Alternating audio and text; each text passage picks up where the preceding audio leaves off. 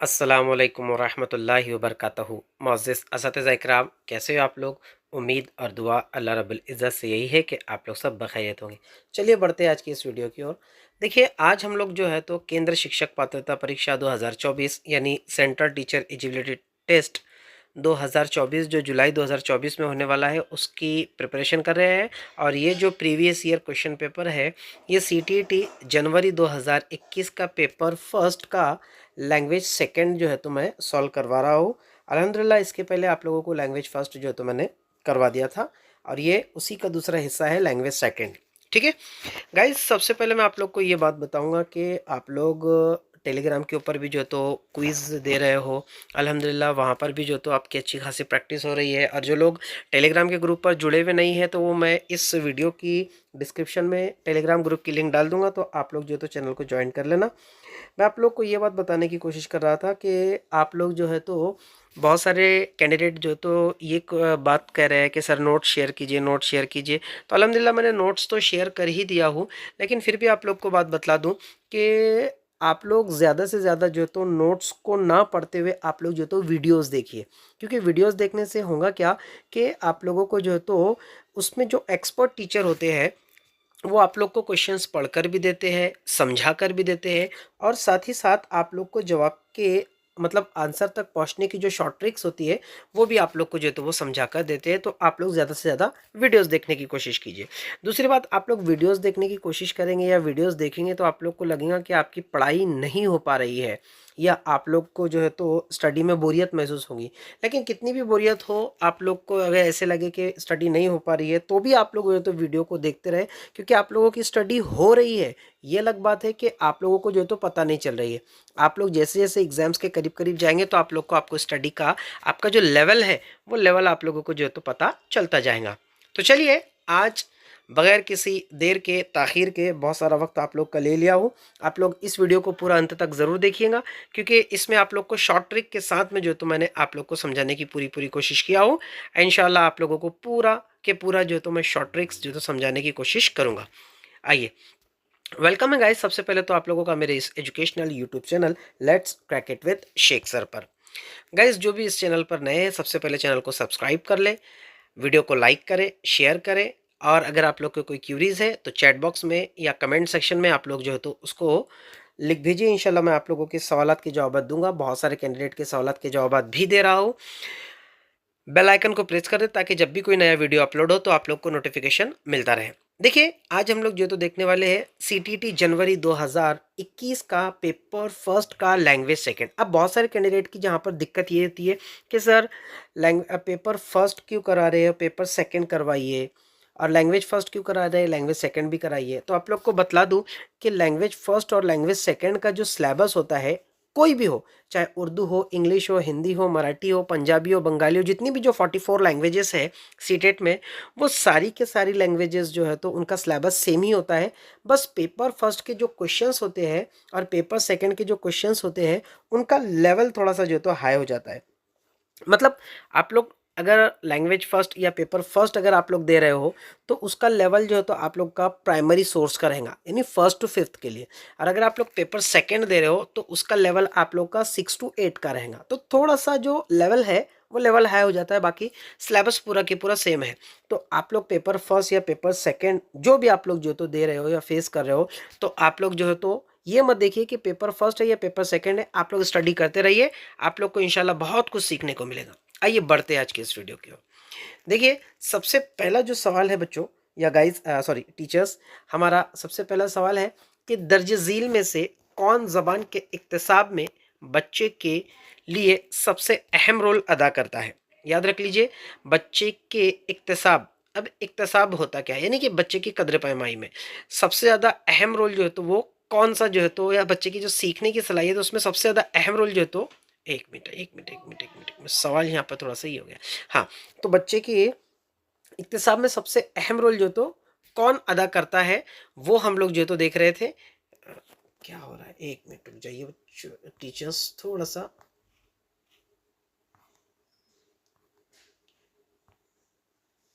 हाँ, ये रहा। तो सबसे अहम रोल जो अदा करता है वो उस्ताद सबसे पहला ऑप्शन जो दिया गया है हम लोग को यहाँ पर उस्ताद, दूसरा घर, तीसरा स्कूल और चौथा मीडिया। तो याद रख लीजिए यहाँ पर उस्ताद नहीं होगा, स्कूल भी नहीं होगा, मीडिया भी नहीं होगा। यहाँ पर हमारा जो जवाब सही होगा वो घर होगा। क्यों घर होगा?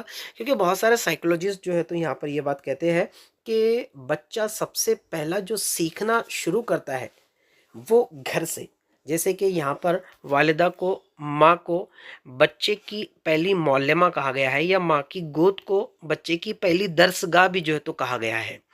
तो इसी के अकॉर्डिंग बच्चा जो सबसे पहला लेसन सीखना शुरू करता है वो घर में शुरू करता है, और इसी के मुताबिक जो है तो घर हमारा जो है तो ये जवाब सही होता है।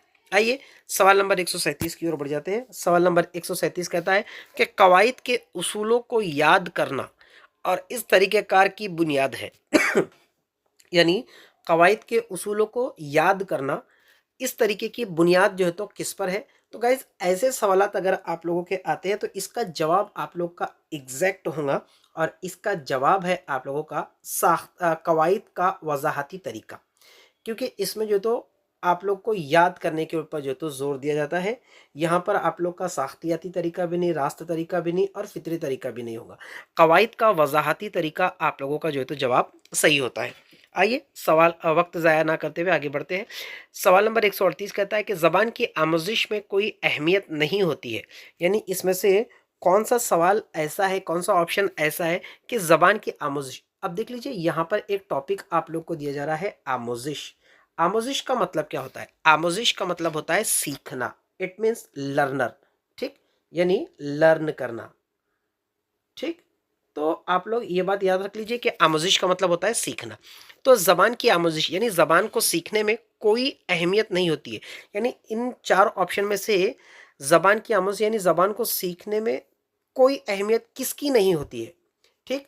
तो तरतीब की तो होती है, यानी ये जवाब हमारा नहीं होगा, ठीक। उसके बाद में खुद एतमादी, बच्चे में खुद एतमादी होना चाहिए, ये भी जवाब होगा। मतलब इट मीन्स इसकी भी आमोजिश में अहमियत होती है, और यहाँ पर हम लोग से पूछा गया कि किसकी अहमियत नहीं होती। उसके बाद तीसरा आता है आमोजिशी रवैये। आमोजिशी रवैया मतलब कि आमोजिशी रवैया मतलब कि बच्चे का जो तो मूड वैसा होना चाहिए, तो ये भी होना चाहिए, यानी ये भी हमारा जवाब नहीं है। हमारा जो जवाब सही है वो है तर्जुमा, यानी बच्चे को जो है तो तर्जुमे की जो है तो कोई अहमियत नहीं है, ट्रांसलेशन जिसे कहते हैं हम लोग। तो बच्चे की आमोजिश में कोई अहमियत किसकी नहीं होती है? वो अहमियत होती है या अहमियत नहीं होती है किसकी? तर्जुमे की। यानी यही जो तो हमारा आज का जवाब सही है, ठीक है। आइए बढ़ते हैं सवाल नंबर 139 की ओर। क्या कहता है देख लीजिए। सवाल थोड़ा सा बड़ा है, मैं समझाने की कोशिश करूंगा। पूरा वीडियो थोड़ा बड़ा हो रहा है, आप लोग पूरा देखिए, आपको बहुत सारी शॉर्ट ट्रिक्स जो तो मैं इंशाल्लाह देने की कोशिश करूंगा। सवाल है आप लोग का, आप बच्चों को लिखने के बारे में बताने के लिए एक उस्ताद की हैसियत से क्या करेंगे? यानी आप बच्चों को जो तो लिखना बता रहे हैं या लिखने की सलाहियत के बारे में जो तो बता रहे हैं, और आप बहैसियत मौल्लिम यानी आप एक उस्ताद के तौर पर जो तो क्या करेंगे, ठीक। देख लीजिए, पहला ऑप्शन है बच्चों से इन ज़बान को हरूफ तहज्जी के बच्चों से इस ज़बान के हरूफ तहज्जी को लिखने के लिए कहेंगे। देखिए ये जवाब हमारा सही हो सकता है, लेकिन बच्चों को सिर्फ हरूफ तहज्जी लिखने के लिए कहना ये सही नहीं है। दूसरा देख लीजिए, बच्चों को अपने ख्यालात से कलमबंद करने का मौका फराहम किया जाए। हाँ, ये जवाब जो तो हमारा पॉजिटिव है। क्यों? क्योंकि यहाँ पर हम लोग का डाइवर्जेंट माइंड होगा, यानी बच्चे खुद सोचेंगे और खुद ही लिखेंगे। लेकिन ऑप्शन नंबर 3 4 को भी देख लेते हैं हम लोग। ऑप्शन नंबर 3 देख लेते हैं, बच्चों से पहले याद करना। भाई याद करना जहाँ पर भी आ गया वो आप लोग का जवाब हो ही नहीं सकता, इसको काट ही दीजिए। ऑप्शन नंबर 4, बच्चों को तख्ता सियाह से हरूफ तहज्जी लिखने का मौका देना। अब याद रख लीजिए, हरूफ तहज्जी तख्ता सियाह से लिखने के लिए कहा गया, मतलब कि कॉपी नकल हो गया, तो ये भी जवाब नहीं हुआ हमारा। अब ऑप्शन नंबर 1 और ऑप्शन नंबर 2 हमारा जो तो दोनों ही सही है, लेकिन सबसे ज़्यादा जो अहम मौजू सही है वो है हमारा ऑप्शन नंबर 2। तो यहाँ पर हमारा ऑप्शन नंबर 2 जो है तो ये सही होता है कि बच्चों को अपने ख़यालात कलमबंद करने के मौके फ़राहम करेंगे। जैसे कि मैं अगर क्लास में हूँ बहैसियत मौल्लिम, और बच्चों को जो तो मैं पढ़ाने की लिखने की कोशिश मश्क करा रहा हूँ, या उसके लिए जो तो मैं बच्चों की सलाहियत उभारने के लिए जो तो मैं क्या कहूँगा, तो मैं जैसे ये कहूँगा कि जैसे नॉर्मली आप क्लास से बाहर निकलते हैं तो आपने कौन कौन से मंज़र को जो तो देखा है, अपने ख़यालात का इज़हार कीजिए। तो बच्चे खुद सोचेंगे और ख़ुद लिखेंगे। यहाँ पर आप लोग का ऑप्शन नंबर 2 जो है तो ये सही हो जाता है। इसे कहते हैं डाइवर्जेंट माइंड। और यहाँ पर ये जितनी भी जो मिसाल है option number 1, option number 3, option number 4, ये कन्वर्जेंट माइंड है। कन्वर्जेंट माइंड मतलब कि बच्चों को बांध दिया जा रहा है, और डाइवर्जेंट माइंड मतलब कि बच्चों को आज़ाद ख्याली से जो तो छोड़ा जा रहा है। तो यहाँ पर ऑप्शन नंबर 2 जो तो हमारा सही होता है। और क्वेश्चन नंबर 140 क्या कहता है, देख लीजिए। बच्चों के लिए तदरीसी आमोजिशी मवाद TLM के इंतखाब में सबसे अहम क्या है, अहम नुक्ता क्या है। अब यहाँ पर सबसे पहले ऑप्शन नंबर देख लीजिए, या ये टॉपिक देख लीजिए। TLM क्या है, TLM होता है टीचिंग लर्निंग मटेरियल।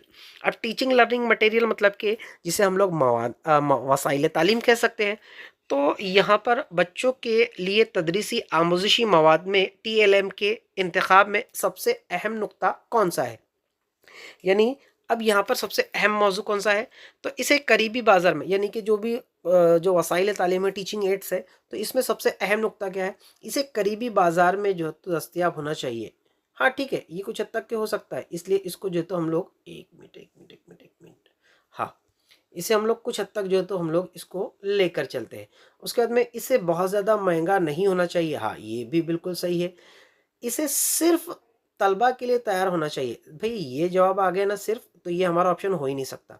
इसे सियाक के मुताबिक और मरबूत अंदाज में इस्तेमाल होने वाला होना चाहिए, सबसे अहम मौजू। यानी इसे जो जिसे हम लोग कहेंगे कि मवाद के मुताबिक होना चाहिए, और उससे मरबूत, मरबूत का मतलब होता है उससे जुड़ा हुआ होना चाहिए, और उसके मुताबिक उसको जो तो तैयार किया हुआ जो तो होना चाहिए। यहाँ पर ऑप्शन नंबर 4 से बेस्ट हमारे पास में कोई ऑप्शन नहीं है। याद रख लीजिए गाइस, कभी कभी क्या होता है कि आप लोग जो पैडागोजी सॉल्व करते हो, तो पैडागोजी के अंदर आप लोग के चारों ही ऑप्शन जो है तो आप लोग के सही होते हैं, लेकिन उसमें से हम लोग को जो सबसे ज़्यादा बेस्ट होता है वो जो तो हम लोग को चुनना होता है। और यहाँ पर एक भी जो तो सही था, ठीक, एक भी सही था, तीन भी, दो भी सही था, लेकिन 4 सबसे ज़्यादा इसका जो तो बेस्ट था। ठीक है, तो इसका आंसर 4 हुआ। आइए क्वेश्चन नंबर 141 की ओर बढ़ते हैं। दूसरी जमात के चंद तलबा को बाज सूतियों की अदायगी में परेशानी होती है। तलबा की इस परेशानी को हल करने के लिए सबसे मयसर हिकमत अमली क्या होंगी। ठीक है, जवाब थोड़ा सा बड़ा था, तो मैंने इसके जो ऑप्शन है वो दूसरे पेजेस पर भी जो तो गए हैं। ठीक, अब सूतियों की अदायगी करने के लिए, सूतिया क्या है, आवाज़। ठीक है, तो सूतियों की यानी कि आवाज़ों की अदायगी करने में परेशानी होती है। तलबा की इस परेशानी को दूर करने के लिए सबसे मयसर हिकमत अमली कौन सी होंगी, यानी सबसे बेहतरीन तरीका जो तो कौन सा होगा, ये बात जो तो पूछी जा रही है। पहला है इंसानी मुंह के एक मॉडल के इस्तेमाल से ख़ास सूतियों की हामिल अदायगी के नुक्तों को पेश करना चाहिए। यानी एक मॉडल बना लिया जाए और उसमें से जो तो कुछ आवाज़ें निकाली जाए जिससे जो तो बच्चा सुन सके। ठीक है, आगे देख लेते हैं, ऑप्शन नंबर 2 देख लेते हैं। इसे हम काफिया लफ्ज़ों और पूरे, एक मिनट, देख लीजिए। इसे हम काफिया लफ्ज़ों और पूरे लफ्ज़ में सूतियों की तख्लीक और शनाख्त जैसे जुड़वा सरगर्मी कम से कम इस्तेमाल करना चाहिए। यानी इसमें जो भी हमारी जो सरगर्मी है, हम काफिया अल्फाज, सूतियों वाले, तख्लीकी अल्फाज, इसकी शनाख्त करने वाले जुड़वा अल्फाज, इसकी सरगर्मियों का कम से कम इस्तेमाल जो तो करना चाहिए। ठीक, उसके बाद तीसरा है मतन को, मतन को आवाज़ बुलंद पढ़ना और सूतियों को नुमाया करके इनके इस्तेमाल की वजाहत करनी चाहिए। तलबा को मश्क दी जाए, ऑप्शन नंबर 4, तलबा को मश्क दी जाए कि वो ताकि इसे बार बार दोहरा सके। याद रख लीजिए, यहाँ पर ऑप्शन नंबर 4 तो हो ही नहीं सकता हमारा। मतन को आवाज़ बुलंद पढ़ देना ये भी गलत है। यहाँ पर यह है कि इसे हम काफिया लफ्ज़ों में पूरे, जैसे कि जो जुड़वा शब्द है या जो हम काफिया शब्द है, जिसे हम काफिया के मतलब होता है कि जिसके आखिरी आखिरी के शब्द जो तो एक जैसे होते हैं, जैसे रास्ता, सस्ता, तो ये ताता आया है। तो यहाँ पर हमारा जो सही जवाब होता है वो हमारा ऑप्शन नंबर 2 जो तो सही होता है। आइए बढ़ते हैं अगले सवाल की ओर। अगला सवाल कहता है कि तदरीस के किस तरीके में पहले कवायद के उसूलों पर तवज्जो दी जाती है, फिर इसी बुनियाद पर बहुत सी मिसालें पेश की जाती है। यानी याद रख लीजिए कि पहले उसूलों को बताया जाए और फिर उसके बाद में जो तो मिसालों को जो तो बताया जाए। तो ऐसा जो आप लोगों का तरीका होता है वो तरीका होता है आप लोगों का, सीधे सीधे अगर आप लोग को शॉर्ट में बता दूं तो वो इस्तखराजी तरीका होता है। ठीक, पहले इसके जो तो कवायद के उसूल बताए जाते हैं और फिर उसके बाद में मिसालें बताई जाती है। इस्तकरारी तरीके के अंदर जो है तो इससे बिल्कुल उल्टा होता है। ठीक है, तो जवाब हमारा सीधा सीधा हो गया इस्तखराजी तरीका। आइए बढ़ते अगले सवाल की ओर। अगला सवाल कहता है हम लोगों का, क्या कहता है सवाल नंबर 143 कि आमोजगार। देख लीजिए यहाँ पर शब्द आया है आमोजगार या अल्फाज आया है आमोजगार। इसके पहले आया था आमोजिश। आमोजिश का मतलब होता है सीखना और यहाँ पर शब्द आया है आमोजगार। ठीक, एक मिनट मैं इसको पॉइंट कर देता हूँ। एक मिनट हाँ, यहाँ पर ये शब्द आया है आमोजगार। आमोजगार का मतलब होता है सीखने वाला। ठीक, तो अब सीखने वाले के लिए क्या है कि आमोजगार किस तरह से ज़बान का इक्तिसाब करता है। फितरी तामुली माहौल में ज़बान को बरत कर। ठीक है, ऑप्शन नंबर 2 ज़बान की शनाख्त का तज्जिया करके, ये तो बिल्कुल भी नहीं हो सकता। ऑप्शन नंबर 3 ज़बान के अदब का मुतालिया करके, बिल्कुल भी नहीं। ज़बान के बोलने वालों की सखाफ़त का मुतालिया करके, ये भी बिल्कुल भी नहीं। फितरी तामुली माहौल में ज़बान को बरत कर। अब फितरी तामुली माहौल का मतलब क्या होता है कि यानी आज़ादाना तौर पर अपनी ज़बान को वो जो तो आज़ादाना तौर पर जो तो बोले। बरतने का मतलब ही होता है बोलना, तो वो बोलने से मुराद मतलब बरते का मतलब होता है इस्तेमाल करना, लाइक दैट। तो फितरी तामुली माहौल में वो जो है तो अपनी ज़बान का इस्तेमाल करे और ज़बान का इस्तेमाल करके वो जो है तो अपनी ज़बान का इक्तिसाब वो जो है तो आमोजगार खुद कर सकता है। सवाल नंबर 144 के ऊपर देख लेते हैं। सवाल नंबर 144 क्या कहता है कि दर्ज झील में से कौन लतीफ़ हरकी महारत को फ़रोग देने की मिसाल है। याद रख लीजिए लतीफ़ हरकी महारत को फ़रोग देने की मिसाल है। ठीक, तो लतीफ़ हरकी महारत को फ़रोग देने की जो मिसाल है वो यहाँ पर अगर मैं आप लोग को कहूँ तो वो है हमारा लिखना। ठीक, लतीफ़ हरकी महारत को फ़रोग देने की मिसाल हम लोग का क्या है, लिखना है। ठीक, यहाँ पर चढ़ना भी नहीं है, उछल कूद करना भी नहीं है, पढ़ना भी नहीं है, लिखना है। लिखने से मुराद मतलब कि वो बारीक बारीक टचअप जो होते हैं ना, आप लोग जो तो उसमें देख रहे होंगे फाइन मोटर और एक और होता है ग्रास मोटर, ऐसे कुछ दो होती है, तो वो आप लोग जो तो देख लेना, साइकोलॉजी का पॉइंट है। उसके मुताबिक जो तो यहाँ पर लिखना आप लोग का लतीफ़ हरकी महारत में जो तो आता है। पढ़ना नहीं आता है, उछल कूद करना नहीं आता है। ठीक, हाँ, आगे देख लेते हैं। क्वेश्चन नंबर 145 क्या कहता है। क्वेश्चन नंबर 145 कहता है आप लोगों का कि उस्ताद के ज़रिए पूछे गए सवालात में से कौन सवाल क्लासरूम में कसीर लिसानियत को फ़रोग देता है। कसीर लिसानियत यानी कि ज़्यादा ज़बानों को बोलना। एक गुब्बारा उड़कर कितनी ऊंचाई तक जा सकता है, बिल्कुल सही है। दूसरा, सब्जियों के नाम अपनी मादरी ज़बान में लिखिए। भाई ये हो गया हम लोगों का डाइवर्जेंट माइंड और सारे के सारे सवालात जो है तो हमारे कन्वर्जेंट माइंड, यानी कि एक पॉइंट को बांध कर। देखिए एक गुब्बारा उड़कर कितनी ऊंचाई तक पहुंच जा सकता है, तो बच्चा एक हद तक जो है तो जवाब दे सकता है। लेकिन सब्जियों के नाम अपनी ज़बान में लिखे तो बच्चा सोच सोच के लिखेगा। क्या आपके पास में कोई पालतू जानवर है, तो इसका जवाब भी हाँ या ना में जो तो आएगा। तो ये भी आप लोग का कन्वर्जेंट माइंड होगा।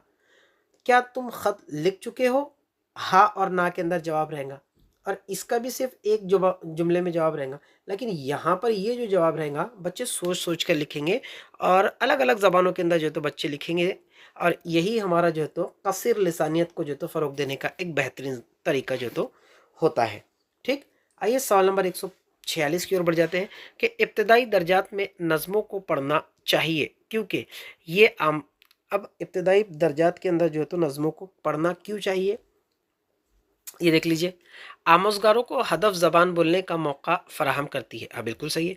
आमोजगारों को नज़्म वो ज़ब्त में रखती है, नहीं भाई ये तो नहीं है। नज़्म ज़ब्त में रखने के लिए सिर्फ जो तो हम लोग नज़में पढ़ाए, तो ये तो बिल्कुल भी नहीं है। आमोज़गारों को हदफ ज़बान के कवायद की आमोज़िश में माउन होती है। नहीं, नहीं, नहीं, नहीं, नहीं, सिर्फ़ कवायद के माउन सिखाए ऐसा भी नहीं है। मुश्किल अल्फ़ाज़ की वज़ाहत और फिर जुमले साज़ी में आमोज़गारों की मदद करती है, तो ऐसा भी नहीं है। यहाँ पर आमोज़गारों को हदफ ज़बान बोलने का मौका फ़राहम करती है। याद रख लीजिए कि नज़म अगर हम लोग सिखाएँगे तो जो भी ज़बान है, तो ज़बान को बच्चों को जो है तो वो सीखने का और उसको बोलने का मौका जो है तो वो फ़राहम करेंगी, चाहे उर्दू हो, इंग्लिश हो, हिंदी हो, मराठी हो या और भी कोई हो। ठीक है? चौथा देख लेते हैं 147वां कि एक उस्ताद ने क्लासरूम में सुनने की सरगर्मी को अंजाम देने का फैसला किया। इसने इस अमल में आमोज़गारों को शामिल करने के लिए चंद गौर खौस की सरगर्मियाँ कामों का मंसूबा बनाया, जिसे एक मिनट, एक मिनट, एक मिनट। ये आगे के सवाल चले जा रहे हैं, वहीं पे आ जाता हूँ वापस से। हाँ, जैसे दिलचस्पी पैदा करने और बहस मुबाहिसे के लिए कुछ तफ्तीशी सवालात, इस तरीके की तैयारियाँ होती है। यानी अब एक टीचर ने जो है तो अपने क्लासरूम में जो है तो सुनने की सरगर्मी को जो है तो बढ़ावा देने के लिए जो है तो कुछ टेस्ट जो है तो तैयार किए हैं। और वो टेस्ट जो है तो क्या होते हैं, वो अब जैसे कि दिलचस्पी पैदा करना बच्चों में, बहस मुबाहिसे के लिए जो है तो तफ्तीशी सवालात, तो इस तरीके की तैयारी जो है तो क्या कहलाएंगी। याद रख लीजिए, सुनने से पहले की सरगर्मियाँ, हाँ यही कहलाएगा। देख लीजिए, सुनने के दरमियान की सरगर्मियाँ, यानी जितनी भी है ये सुनने के पहले की है ना, क्योंकि टीचर जो तो सुनने की सलाहियत को ही जांच रहा है। तो ये सारी के सारी जो है तो क्या होंगी, ये सुनने के पहले की ही होंगी। यहाँ पे सुनने के दरमियान की भी नहीं होंगी। ठीक, सुनने के दरमियान की भी होंगी नहीं होंगी, सुनने के बाद की सरगर्मी भी नहीं होंगी, सुनने की सरगर्मियों की तौसी और इंतबाह भी नहीं हो तो नहीं होगा। यानी यहाँ पर हमारा जो है तो जवाब कौन सा सही हो जाता है, यहाँ पर हमारा जो जवाब सही होता है वो जवाब नंबर 1 जो है तो हमारा सही होता है। आइए सवाल नंबर 148 की ओर बढ़ते हैं। दर्ज झील में से कौन ज़बान की क्लास में तस्वीर पोस्टर के इस्तेमाल के हवाले से सही नहीं है। याद रख लीजिए, सही नहीं है के लिए कहा गया है। हाँ, इस पॉइंट को याद रख लीजिए। ये बच्चों के तस्वुर को मुशाहिदे का मौका फराहम करता है। ये बच्चों को अपने इजहार और तस्वीरों की बुनियाद पर कुछ लिखने का मौका फराहम करता है। ये बच्चों को ख़याली दुनिया और क्लास में तख्लीकियत का मौका फराहम करता है।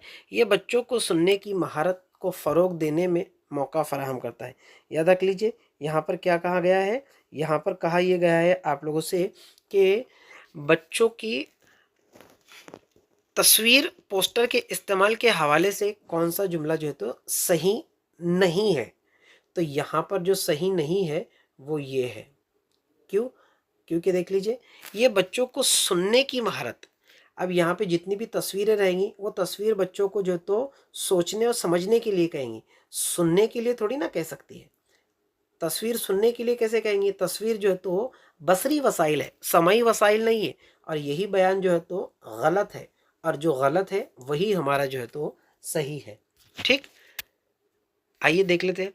यहाँ तक के इब्तदाई ख्वानदगी की सतह पर डैश डैश का शुमार लिखने में होता है। अब इब्तदाई सतह यानी कि प्राइमरी लेवल के ऊपर जो तो ख्वानदगी की सतह का शुमार किस में होता है। आम तौर पे अगर आप लोग को बता दूं तो यहाँ पर डायरेक्टली इसका जवाब जो है तो ड्राइंग है। यानी ड्राइंग का जो शुमार होता है वो इब्तदाई दर्जात में जो तो लिखने में होता है। दूसरी बात, यहाँ पर अगर ड्राइंग नहीं होता, अगर वहाँ पर होता लकीरें, तो लकीरें भी जवाब जो है तो सही होता है। यानी बच्चे जो आड़ी तिरछी लकीरें बनाते हैं लिखने से पहले, तो उसका शुमार भी जो है तो किस में होता है, उसका शुमार भी जो है तो लिखने में होता है। लकीरें खींचना, उसका शुमार भी लिखने में ही होता है। तो यहाँ पर हुरूफ तहज्जी भी नहीं, लफ्ज़ भी नहीं, जुमले भी नहीं, इसका सही जवाब है आप लोगों का ड्राइंग बनाना। आखिरी सवाल देख लेते हैं। दर्ज झील में से कौन आमोज़गारों की ज़बान की जांच के बारे में सबसे अहम है। ठीक, सबसे अहम कहा गया है। ठीक, चेकलिस्ट, रेटिंग स्केल, पोर्टफोलियो और तामुल। यहाँ पर बच्चे की जो आमोज़गारों का जो जांच है उसके लिए जो तो पोर्टफोलियो है। अब पोर्टफोलियो क्या है, पोर्टफोलियो एक फ़ोल्डर होता है जिसमें बच्चे की हाइट, उसका नाम, उसके मदर का नाम, फादर का नाम, उसकी दिलचस्पी, वो क्या करता है, सारी की सारी चीज़ें, वो सारी की सारी चीज़ें जो तो पोर्टफोलियो में होती है। और यही चीज़ जो है तो बच्चे की ज़बान की जांच की आमोज़िश के लिए सबसे अहम जो है तो साबित हो सकता है या होता है पोर्टफोलियो। तो ये थे हमारे आज के सवालात और आज के ये जो रहे जवाबात। मैं समझता हूँ कि आज का वीडियो आप लोग को पसंद आया होगा, तो वीडियो को लाइक ज़रूर करें, शेयर कीजिए और चैनल को सब्सक्राइब ज़रूर कर लिए। दुआ का तालिब, आपका दोस्त, आपका खादिम शाकिर शेख सर। मिलते हैं अगले वीडियो में, तब तक के लिए अल्लाह हाफिज़।